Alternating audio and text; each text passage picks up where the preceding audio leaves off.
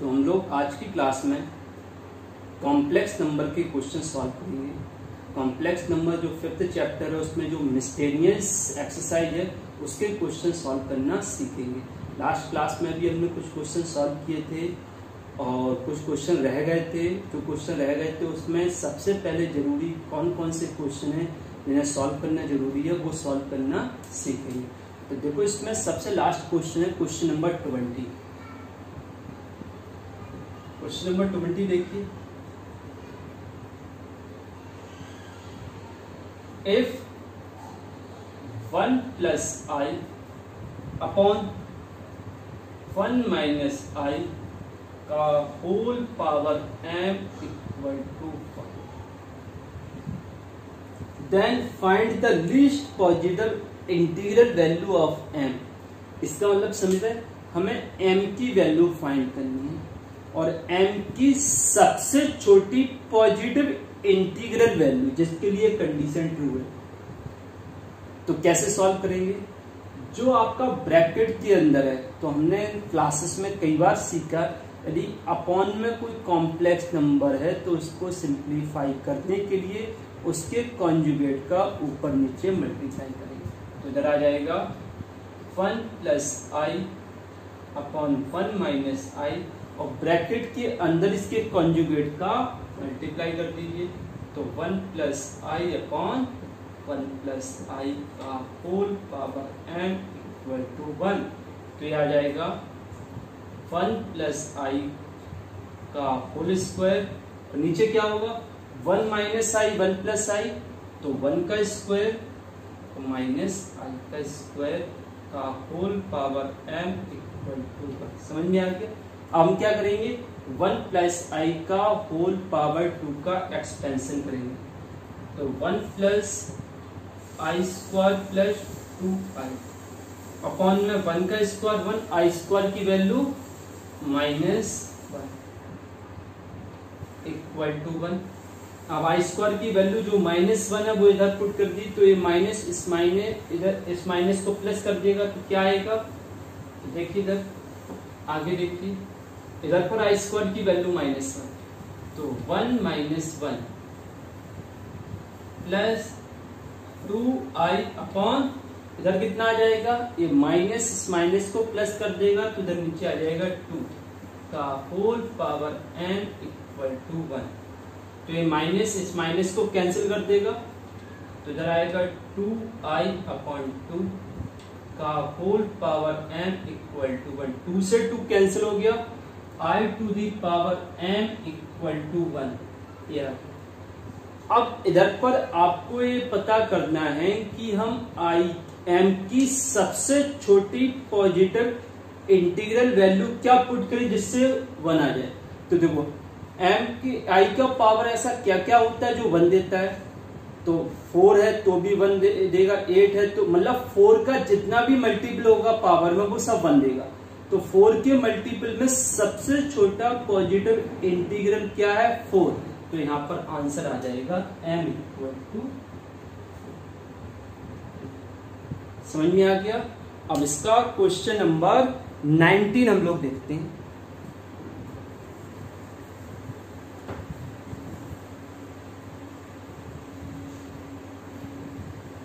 अब 19 क्वेश्चन, कल की क्लास में हमने देखा था यदि दो कॉम्प्लेक्स नंबर के फॉर्मेट इक्वल हैं तो उनके कॉन्जुगेट भी इक्वल होते हैं। तो देखो ये वाला क्वेश्चन देखो 19, a प्लस आई बी और c प्लस आई डी और e प्लस आई एफ और g plus I H equal to proof करना है a plus I b, capital A plus I b. ये चीज हमें प्रूफ करनी है, ठीक है। कैसे प्रूफ करेंगे? अच्छा चलो इसमें कॉन्जुगेट का यूज नहीं कर रहे। If Z1 equal to Z2, तो लेफ्ट में जो है वो पूरा एक कॉम्प्लेक्स नंबर है, Z1 इक्वल टू Z2 यदि दो कॉम्प्लेक्स नंबर इक्वल हैं तो उनके मॉड भी इक्वल ही होते हैं। एक ही प्रॉपर्टी, दो कॉम्प्लेक्स नंबर इक्वल हैं तो उनके मॉड इक्वल होते हैं।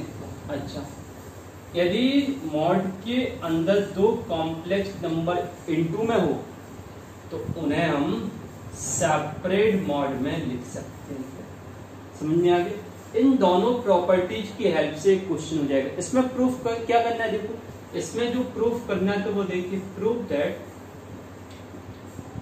जो प्रूफ करना है वो देखो proof that A square plus B square इधर C square plus D square E square plus F square और G square plus H square equal to A square plus B square, इसको हमें प्रूफ करना है। ठीक है, तो इन दोनों प्रॉपर्टीज की हेल्प से प्रूफ हो जाएगा। अब जो क्वेश्चन हमें गिवन है उस पर ध्यान दीजिए। ए प्लस आई बी, इधर है c plus I D, E plus I F और G plus I H equal to a plus I B.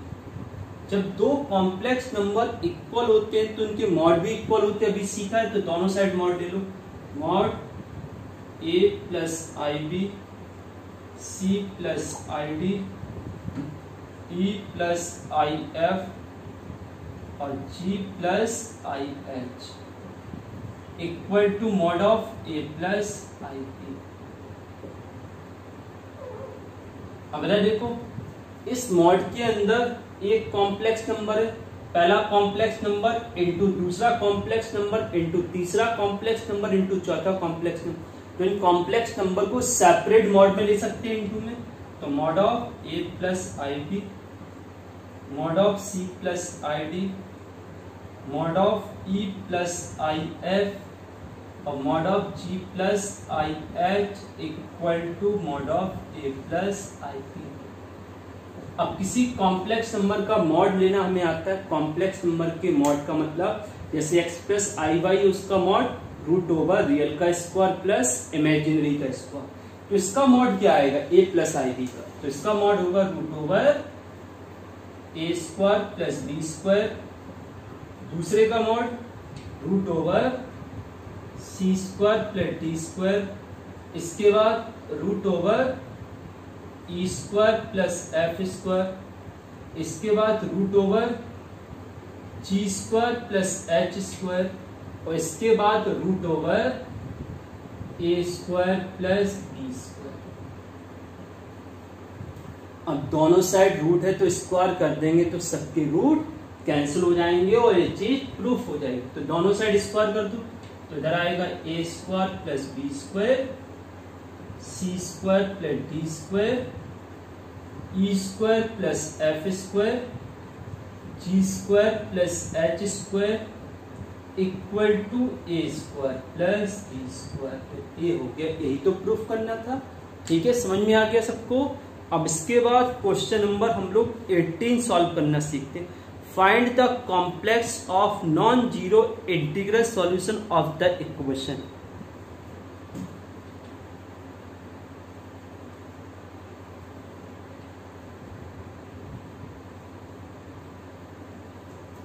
तो क्वेश्चन है आपका मॉड ऑफ 1 माइनस आई का whole power x equal to 2 का पावर। अब इधर देखो 1 माइनस आई और इधर लगा हुआ मॉड, तो 1 माइनस आई का मॉड रूट ओवर रियल का स्क्वायर और प्लस इमेजिनरी का स्क्वायर। इसका इमेजिनरी 1 है, वैसे तो -1 है, विद साइन लेते हैं और -1 का स्क्वायर। इधर x इक्वल टू 2 का पावर x। इधर कितना आएगा, इधर आ जाएगा √2 का whole power x equal to 2 का पावर x। तो इधर रूट का मतलब पावर हाफ तो इधर आ जाएगा 2 का power x by 2 equal to 2 का पावर x। अब बेस इक्वल है तो पावर भी इक्वल हो जाएगा, तो x by 2 equal to x, तो 2x इक्वल टू x, तो x की वैल्यू ये आ गया आंसर। ठीक है, इसका एक और क्वेश्चन देखते हैं, 17 question, last question.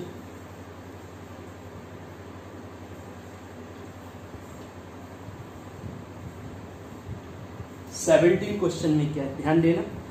Alpha beta are two different complex number और mod of beta equal to 1। अब बेटा इधर ध्यान से समझना, यदि ये प्रॉपर्टी, यदि किसी कॉम्प्लेक्स नंबर का मॉड 1 हो, it means z into z bar equal to 1। Mod of z equal to 1, if mod of z equal to 1 then z into z bar equal to 1 एक कंडीशन हो गया। समझ में आ गया? आगे देखिए, हमें जो प्रूफ करना है इसमें फाइंड करना है mod of beta minus alpha upon 1 minus alpha bar beta, इसकी वैल्यू है। तो mod of beta equal to 1, तो मॉड ऑफ बीटा को क्या लिख सकते हैं, beta into beta bar equal to 1, ऐसा लिख सकते हैं। तो इधर पर जो 1 है, इस 1 की जगह बीटा इंटू बीटा बार लिखा जा सकता है। तो इधर आ जाएगा mod of beta minus alpha upon beta into beta bar minus alpha bar into beta. ये समझ में आ गया? इन दोनों में बीटा कॉमन ले लो, मॉड ऊपर का अलग कर दो और नीचे का मॉड ऑफ बीटा हमने कॉमन ले लिया और mod of beta bar minus alpha. समझ में आ गया? अब हमें पता है कि z1 प्लस z2 का bar equal to z1 bar plus z2 bar plus minus A होता है। ठीक है, और z1 प्लस z2 के बार का मॉड z1 बार और प्लस माइनस z2 बार। ठीक है, समझ में आ गया? या एक काम करते हैं, प्रॉपर्टी यहां पर हमें ये वाली प्रॉपर्टी देखनी है, ये जो beta bar minus alpha bar, तो देखो हमने कल देखा था mod of z equal to mod of z bar, ये कंडीशन आप लोगों को पता है इक्वल होती है। ठीक है, और mod of z1 plus z2 का bar equal to plus minus mod of z1 bar plus minus mod of z। इन दोनों प्रॉपर्टीज से हमारा काम है। तो z equal to z bar, तो बीटा माइनस अल्फा एक कॉम्प्लेक्स नंबर है, तो इसे लिख सकते हैं mod of beta minus alpha का bar upon mod of beta और mod of beta bar minus, क्योंकि मॉड के अंदर ही भी कॉम्प्लेक्स नंबर है तो उसका बार का मॉड और उसका मॉड दोनों इक्वल होते हैं। देखो mod of beta minus alpha equal to mod of beta minus alpha bar. अब देखो बीटा माइनस अल्फा का बार है तो इनको सेपरेट करते हैं, mod of beta bar mod of alpha bar upon mod of beta की वैल्यू कितनी है 1, तो इधर पर 1 लिख दो, mod of beta bar minus alpha, ये कैंसिल हो गया। समझ में आ गया? तो जो हम लोगों ने ये वाला क्वेश्चन सॉल्व किया है, इन क्वेश्चन में सारी प्रॉपर्टी आप लोग अच्छे से समझ लेना जो हम बता रहे हैं, और इन क्वेश्चन को एक बार खुद से घर पर प्रैक्टिस करें। ठीक है ना?